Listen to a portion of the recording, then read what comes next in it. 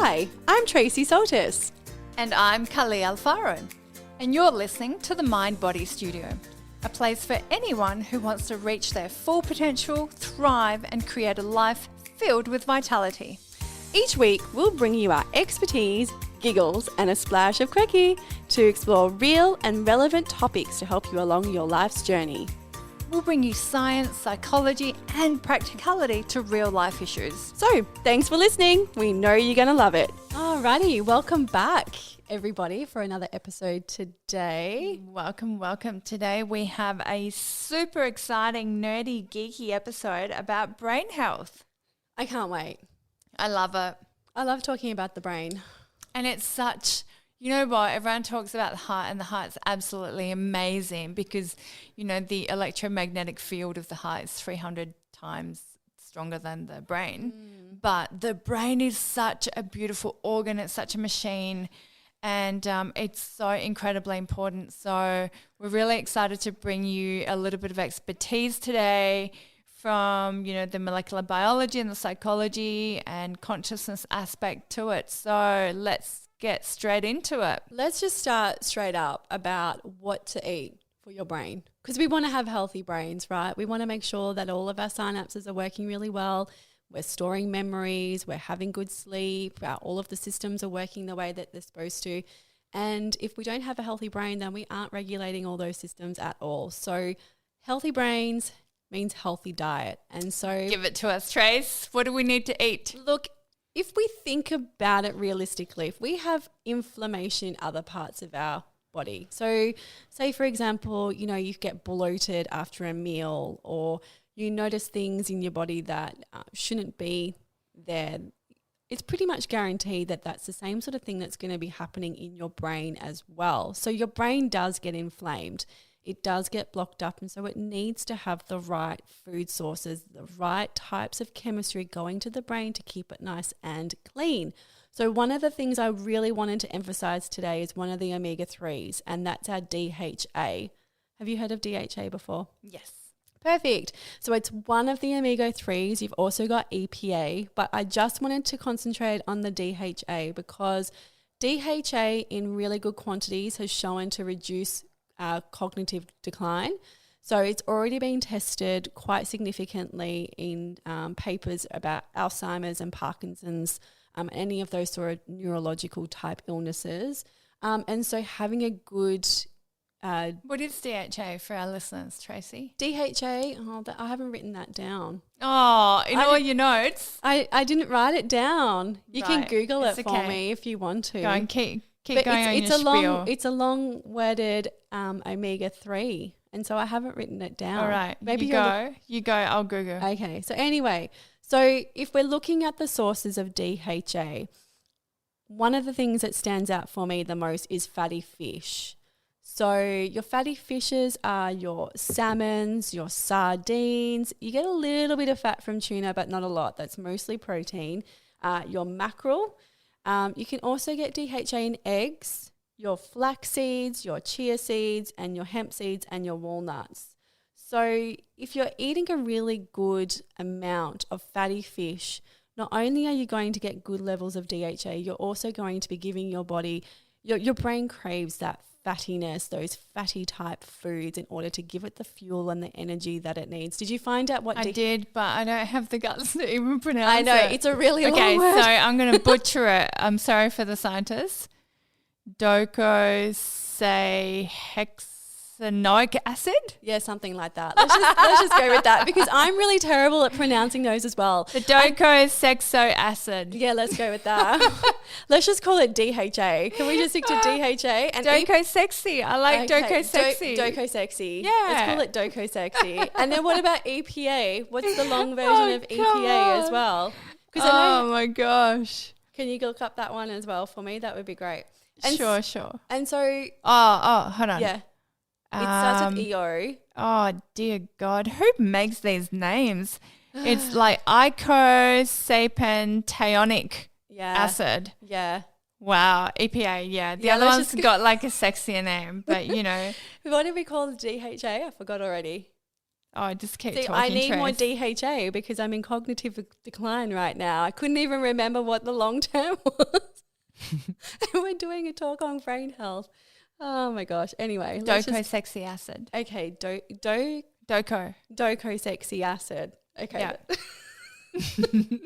We're 5 minutes in and that's all. Docosexy acid. Docosexy. Oh, that's awesome. So And anyway, laughter is really good for brain health. So everyone that's out there listening to us in our cars, which look, I know a lot of our listeners have actually written in saying that, you know, they're really enjoying some of our banter.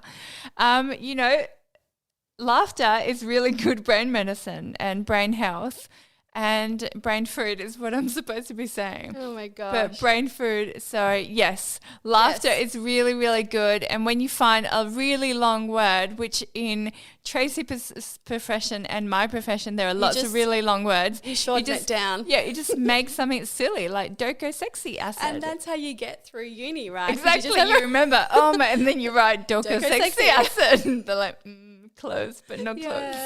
What is this? All right. Anyway, let's get back onto it. Okay, so, and you want to eat your healthy fats, okay? So you don't just want to have the DHA, which is one of your omega-3s, which is found in all your fatty fish and fatty type foods. And the little nutty bits. Yes. The little flax seeds. Yes, you want to eat your flax seeds, your hemp seeds, just throw some of those in. If you're going to eat those sorts of things, though, you have to crush them.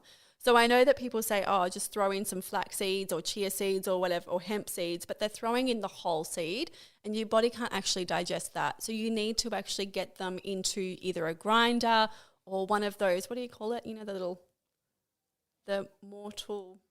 Oh, yeah, mortar and pestle. Yeah, that thing. Yeah, get it in She's there. doing hand gestures. I'm doing the hand gesture. Like the Flintstones. I know, but yeah, like this. Yeah. So you want to crush those up so that you can actually access the oils that are in there, because you cannot digest those seeds. It's just not possible. It's just going to come out in your poo. So you need to crush them up. The other things that you want to get into your diet are good oils. Okay, so some really nice olive oil, but not like, don't buy the cheap stuff. Go for the really nice premium olive oil. It's been processed really well. You know, those cold pressed oils are phenomenal for your health. Some ghee. Make sure that you're eating the fats on your meat. I know that people cut those off, but that's brain food right there. I mean, your brain wants that fat. So make sure that you're making the most of it. Everything in moderation, obviously. Everything in moderation. Right. Let's not go crazy and just have a meal full of fats unless you're like me at the moment and you're on a keto diet. Let's just take a chill pill. But that's a start. And so what about you? Do you have any recommendations for what people should be eating for their brain health? I'm going to leave the eating bits to you because clearly that's your field. But in terms of brain health, there are some really amazing things that you can do. So actually, I will talk a little bit about eating or not eating, more to the point, fasting. So some of you know that pre-COVID, I would go to South America on these shamanic journeys and be trained in energy medicine of the shamans in Peru and in the Andes Mountains. And there are some really amazing neuroscientists that have conducted experiments on the brain and brain health and the quality of the blood and all of these things. Long story short, they've come up with the fact that when you go into fasting, anywhere between 16 plus hours of fasting, you can begin to access what is called higher order functioning in the brain, right? Yeah. So, and it's really interesting because when I was in Peru, it's probably like 3 years ago now, I read this book by by my mentor, who I was going to be doing this expedition with in the mountains, and he is a neuropsychologist and anthropologist and has been working very closely with the shamans in Peru, in remote villages in the Sacred Valley. And so I wanted to get the most out of my journey. And so I started fasting, like intermittent fasting. So I would go for 16-hour periods of not eating any food. And it was really incredible. Can I just tell people what intermittent fasting Please is? do. Because it's a little bit confusing, I think, if you're not 100% sure. So basically when you're intermittent fasting, what you're doing is you're abstaining from eating any food so that you can clean out all of the stores that are built up of all those calories that you've actually taken on from your last meal. You want to burn through all of those so that you're getting to your fat burning stage. So that means... And that's the ketosis, right? Yeah. So you've got to burn up all of that glucose that's been stored on the body. Yeah. Awesome. Keep going. So something really interesting happens when the body starts going into ketosis. You don't feel as hungry. This is my personal experience. You don't feel as hungry once you get over that hump, right? I don't know how many hours that is. But the most interesting part of this is your brain is super alert, right? Yes. So it starts to activate different parts of the brain. All of the functions to do with concentration, memory, attention to detail, your ability to focus are really heightened. So it's really interesting because I fast most evenings. And so in the morning, I'm at the peak of that, right? So I haven't eaten since like 4 p.m. or 5 p.m. the day before. And in the morning, when I do my meditation or my morning swim or whatever I'm doing, I've got like extra concentration, extra attention. And what happens is, from a psychological perspective, if you're going to go into meditation, which is something that I preach and live and breathe on, you can begin to access those altered states of consciousness at a much more rapid, more beautiful way. So not only does it begin to sort of release the body of all of these toxins that are accumulated, and it gives the digestive system a break, but you can begin to access that higher order functioning in the brain. And when we do that, we are more likely to feel inspired. We are more likely to feel motivated. We're more likely to feel connected, right, to life, to others. Mm-hmm. And when you do that, you are also going to be driven to do new things. And that is one of the keys to brain health. Doing new things activates neural pathways that keeps the brain really young and healthy and perky, right? Perky, I love that word. Perky. And so it's a really beautiful thing. So that intermittent fasting allows you to do that. But especially like when you are going out there and doing new things, the brain has to pay attention. It's sort of like going home a different way. You're not just on autopilot. It's not just Groundhog Day. Mm-hmm. So then the brain recruits other parts of the brain. Yep. And they start to work in unison more beautifully. Yeah. So that's one of the things that I really, really want our listeners to think about. How can you begin to do new things or even learn something new? It could be like, how can you learn 5 new words in a different language a day? Yes. And just make silly sentences like we just did, like docosexy acid. That's the one, docosexy. Right? But that's right. But in order to do that, you really have to have a clean... You have to change the way that your brain is actually operating. You don't want it to be inflamed because it actually needs to be working quite efficiently, especially if you want to store memories. And so if you are learning, different words and things like that, you need to have a really clear brain that isn't in brain fog. And that's what happens when you go into that intermittent type fasting space. And so I just want to highlight to you that this is not advice that we say everyone should go out and start fasting. Absolutely. You should definitely check with your doctor before you start any sort of fasting, even though it sounds amazing, and we're going to talk a bit more about how it is great for brain health. Just want to, and I know it's in our disclaimer, but I just want to put that out there. Make sure you consult your doctor before you try any of that. But what Kalí was just saying is that you do go through a transitional period from when your brain is glucose burning to when it is fat burning. And so as that transition happens, you do go through what's called a keto flu. And so it might feel as though it's not working. It might feel as though your brain's even more foggier than what it was. It might mean that you've got a bit of an upset tummy and your gut microbiome's having a bit of reaction. That's actually things starting to reset. It's actually your body starting to change the way it does things and move over to a different way of doing something. So once you've gone over that bridge and once you've passed that hurdle, you do get to a place where your brain is literally on fire. your brain, it's like your synapses are just moving so much faster, and you're so clear. Pew. I know, it's like pew, pew, pew, pew, pew.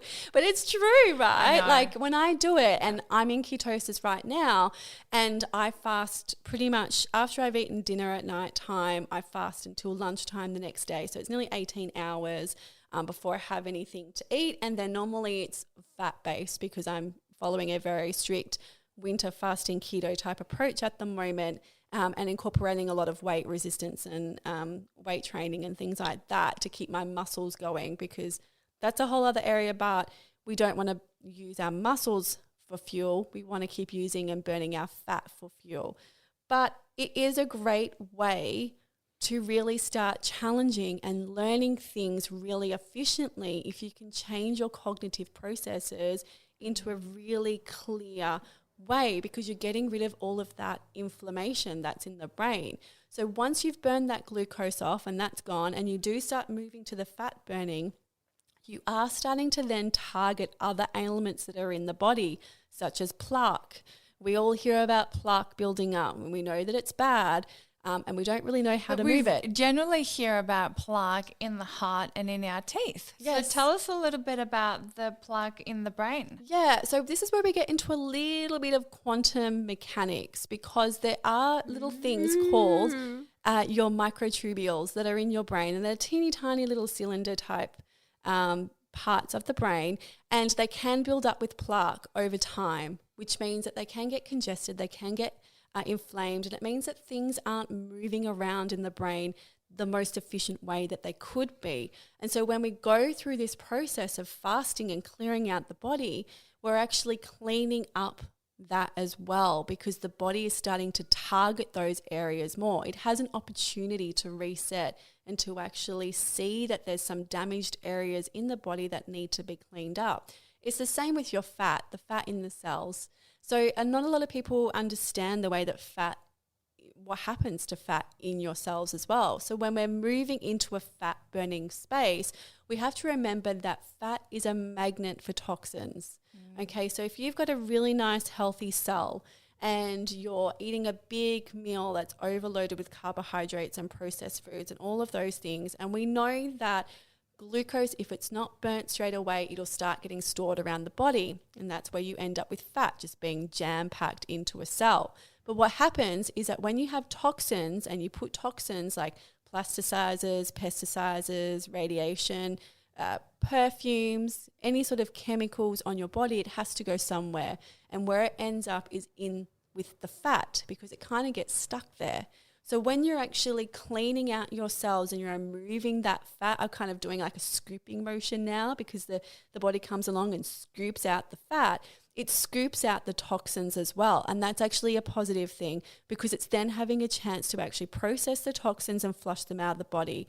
If we have too much fat in our cells, we're going to accumulate too many toxins. And that's where we're leading ourselves towards disease. So people wonder, I don't know how I ended up with this disease or this disease. It's usually an accumulation of different toxins in the body, and you just don't even know that they're there. That's fascinating. It is fascinating, isn't it? Absolutely. I couldn't get DHA right, but I know a lot about the other stuff. And talking about disease prevention, your mindset and your attitude and the way that you face life is incredibly important in disease prevention, because it doesn't matter how good your diet is. It doesn't matter how fit and strong and healthy you are. If your food for your mind and your thought processes are going to be negative and critical and fear-based and really just damaging, you are going to create a whole bunch of toxins that are going to also create inflammation and intoxicate the body. So you want to take on board everything from a holistic perspective, understanding that your mind is going to create chemical changes within your body, and your body will also create chemical changes. So, you have to be super mindful as to what you're putting into your mind in terms of thoughts and feelings and the patterns that you're activating, as well as what kind of food you're consuming. And something that's super, super important for brain health, and that we've talked about in so many of our episodes, and we're going to bang on about it again, is sleep and hydration, because those two things allow all of the nervous system to repair, to calm down. When the brain is when the body is hydrated, your thoughts, I want you to think of your thoughts as electrical currents. So if your brain is dehydrated, the thoughts are going to be slow. That's going to be equivalent to brain fog, right? Yeah. So you want to make sure that you're getting those 2+ liters a day of water. Absolutely. And I say this to my clients all the time. You need to flush out the toxins. Yeah. So like if you're not giving yourself enough fluids, you cannot expect your body to flush that out. Absolutely. What happens then is it starts taking all of the hydration from your cells that are already there, and it starts pulling out all of those, and that's when you end up really depriving yourself and all of your systems in your whole body of any sort of fluid, and nothing can get flushed out. So and it's so important to actually help the body so that you are in that kind of collaborative process to kind of love the body and kind of go, I've actually put a decent amount of food into my body today. How much water have I had, right? So really helping the body to flush out and hydrate. When we feel hydrated, similar to like seeing a plant, when a plant is dehydrated, it looks all floppy and kind of half dead. It's not emitting this vital life force. The same happens to your body. So when you are hydrated, and something really interesting happens if you do try fasting, as Tracey said, obviously seek medical advice, yada, yada, yada, do whatever feels right for you medically.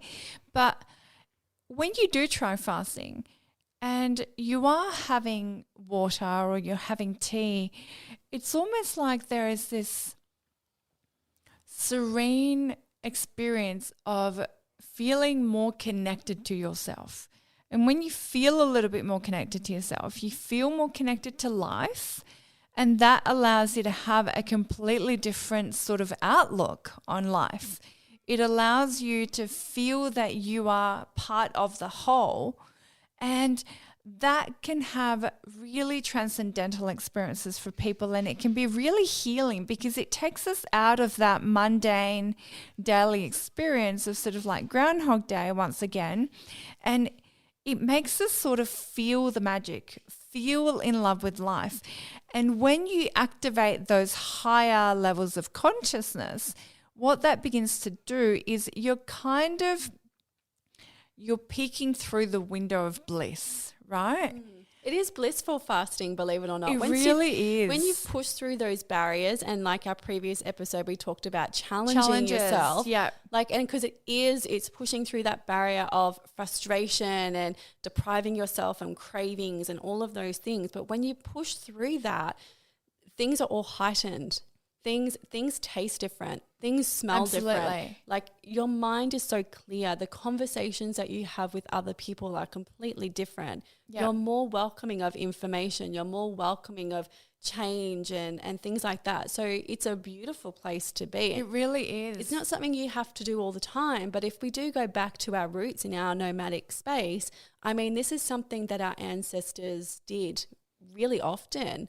There wasn't always... Out of necessity a lot of the time, there right? wasn't always food available. And so we need to think about that as well. I mean, our bodies are programmed to store food in case if there's famine. So if you're going to bombard yourself with massive amounts of carbohydrates that break down into glucose, you can expect your body to store that because your body doesn't know that you can go to the supermarket and get more food. It goes, oh my gosh, we're getting a whole abundance of food here. Let's just get all the soldiers on board and store this stuff, wherever we can find room for it. And that's what happens because it's waiting for a famine. It's waiting to go through the period of starvation.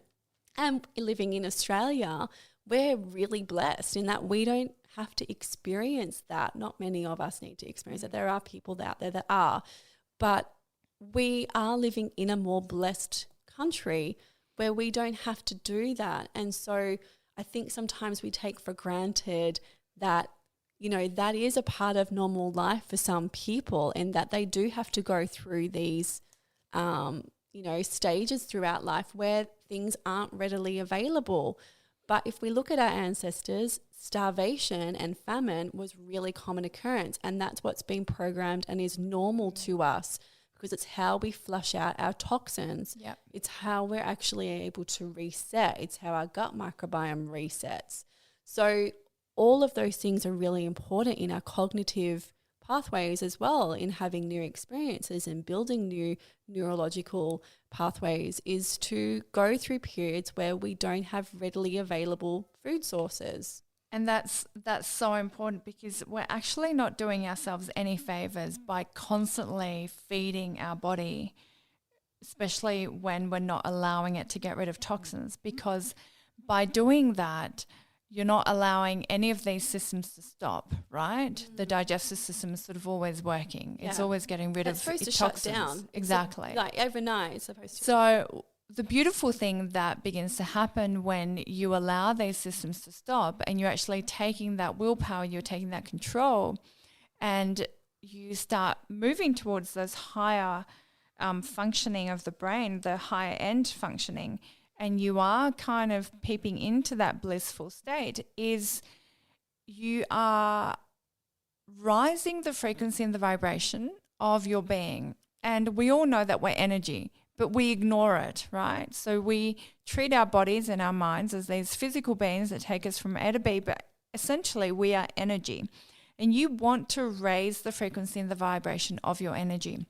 And when you begin to do this, and you begin to flood the body with these chemicals of bliss, it actually has incredibly healing mechanisms from a biochemistry perspective, but from a perspective of having more spiritual and transcendental experiences, you are feeling more connected to the universe. You are feeling, as Tracey was saying, everything looks more beautiful. Everything is more bright and vibrant. You are more open. So what is happening is you're getting out of that survival space, and you're actually going into this beautiful sort of more awakened. Literally, you feel more awakened, right? So maybe this has something to do with so many of the gurus around the world and enlightened beings having a connection to fasting. Yeah, well, right. Ketosis is a state of enlightenment. I mean, that's well documented, that when you're in ketosis, you're moving towards a state of enlightenment. And we know that we are energy. Well, you know, actually we don't. We have lost touch with that. You're 100% right. I mean, there are some people, you know, we are walking around and we are out there going, yes, we're light and we are energy and we are part of the universe, but not a lot of people are tapped into that. They're so tapped into their physical body and worrying about their physical. And that's where so much not only disease comes from, but like discontentment with ourselves, right? Yeah. So, and this is why I'm like so passionate about this, because the more that you start to tap into those higher states of consciousness, that sense of connectedness, and just think about it, like the word bliss, even that's one of those words that sounds like what it is, right? I love those words. Yeah. It's such a beautiful experience. What if you could have a moment of bliss every single day? Yeah. Right? It makes But you can. I know. That's the thing, is that you can. You but can. It's just people go, no, you can't. Like, but you can. We want people to understand that you can. And there are so many different practices out there, because when you feel blissed out, you have so much more love for life. You have so much more joy. You feel satisfied. You're in the moment. You feel connected. And that essentially makes you feel that your quality of life is so much better. So that in its own right is preventative in terms of disease. So listen up. But we're all connected as well. We're all connected, and it allows you to interconnect. Yeah, yeah. It's that whole quantum entanglement that we never, lots of people don't talk about, which is a completely out there kind of concept. But the fact that we are actually one, we are all connected. I mean, I'm sure everyone's had this happen to them where they've been thinking something and the person next to them has said, oh, blah, blah, blah. And you're like, how did you know I was just thinking about that? About that. Like Charlotte did it to me literally. I was on the toilet. She came in and just said, like, Charlotte, I'm on the toilet. Can you leave Mummy alone for 5 minutes? And she's like, Mummy, birthday, blah, blah, blah. I'm like, how did you know? Like, I was just thinking that in my head. Like, how did you know I was thinking about birthdays We were today? so much more connected before to each other Oh through my gosh, yes. through like telepathy and through energy because we weren't so distracted by the mundane stuff, but right? Plants do it, animals do it. There's course. other species on the planet that are doing it, and we are conscious beings. Of course that we can do it. It's just that we are so distracted with everything else going on around us and externalizing everything, we forget that we're actually part of one being. Like which is why I advocate so much about being out in nature, because that's one of those things that immediately makes you feel connected. Yeah, totally. Yeah. And my hubby and I do it all the time. Like, we are so connected in that we're driving along in silence, and the next minute I'll say something random and go, I was just thinking about that. How did you know I was thinking about that? Did we talk about that before? And I said, no, like, we're connected. Like, our brains are like, you're sitting right there. Like, I can feel your thoughts. We are connected, and we forget that. We forget that we come from energy. We forget we are that energy. We right? are energy, we are and energy. we forget that when we die, we go back to energy. Absolutely. Energy doesn't just disappear. It's a very well known, physics concept that energy doesn't just disappear. It has to move from one space to another space, or it just doesn't disappear. Your energy, your light, whatever you want to call it, it's in there. So you want to look after it. I know we went off on a bit of a tangent, but we're so passionate about this topic, and we really want you to think about brain health is not just what you eat or what kind of exercises, what kind of breathing you do, or, saying 10 positive affirmations. It's an entire mindset. It's an entire lifestyle. Everything that Tracey and I talk about is holistic healthcare, essentially. But I think the point today has been more pertinently sort of driven towards we can access these beautiful states of bliss. Yeah. And these are just some sort of tips and techniques that will help you get there in a safe way and in an easily accessible way. And the more connected you are, this has been researched, the more connected you are, the happier you're going to feel. Yeah. So give it a good hot crack, like I had said in another I feel like episode. that's your catchphrase now. Absolutely. Give it a really good crack and experiment. Be curious about how your mind and your body works, and deprive yourself of some of the easily accessible foods that we have or commodities, so that we can feel the elements more. This is one of the reasons why I swim when it's 2 degrees, cold, because I want to feel the cold. It is winter. It's supposed to be cold, right? So allow yourself to feel different experiences in life. That also is really great for creating neural networks.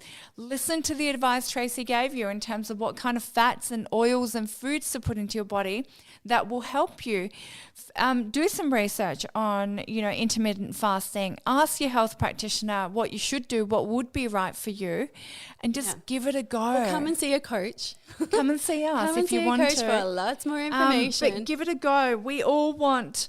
I know that Tracey and I experience states of bliss on a daily basis, and we're very blessed to do that. But we have also trained ourselves to do that, and that is at the top of our priority list, to feel that sensation of bliss, because it makes us feel so incredibly connected. And it's perspective though as well. Absolutely. Like, I think that sometimes, from a, very basic level, we talk about foods to eat and, mantras to say and affirmations and things like that. But that's really just the basic concept of when we're looking at, our consciousness and our, our brain health and what's actually going on inside our mind. It's so much more involved than that. There's so much energy and there's so much science, that's actually going on behind everything that you're actually doing. It's just that it's not spoken of very much. People tend to just like the fluffy affirmations and the mantras and stuff like that. But as a human, you are so much more. Yep. You are so much more. And we want you to get into that energy, that feeling state of what does it actually genuinely feel like Yeah. to be in this consciousness, because at the end of the day it's that consciousness, It right? is. Yeah. That energy field. Yeah. So And it's a work in progress. all the time. Like constantly. It's never ending. And then one day you think, wow, that's a new experience. I've never had then you that want before. more of that. And then that's really Yeah. interesting. Like what can I do now to kind of explore that a bit further? And I know some people aren't going to really know what we're talking about, but once it starts happening to you, you'll be like, Curiosity will hang be on a second. awakened. I got it. And so what is this? And how can I find out more? So surround yourself with more like-minded people, with more information. Email us if you want to ask us questions, because we're super passionate about this topic, and we believe that this not only promotes really fantastic brain health, but it also promotes more loving communities. And Absolutely. we're super, super big advocates about the more loving you are, the more loving your community. And that is always going to be a really important factor in any type of health, not just brain health, but, holistic health. So we are well and truly over our time limit, so we will leave you with those tips. We are so grateful for you tuning into our wackiness today. I know. And we've had nearly 500 downloads. Would you believe that? That's amazing. We're I so know. grateful. We love So you guys. We don't know who you are, but we love you. Thanks we for know listening some to of us you. every week. We really appreciate it, and we hope that you're taking a lot away from it. So we will be doing a Q&A segment very soon, so please keep sending your questions in, and we'll do our absolute best to get back to you as soon as possible. And we wish you a really blissful day. Yay. See you later. Bye.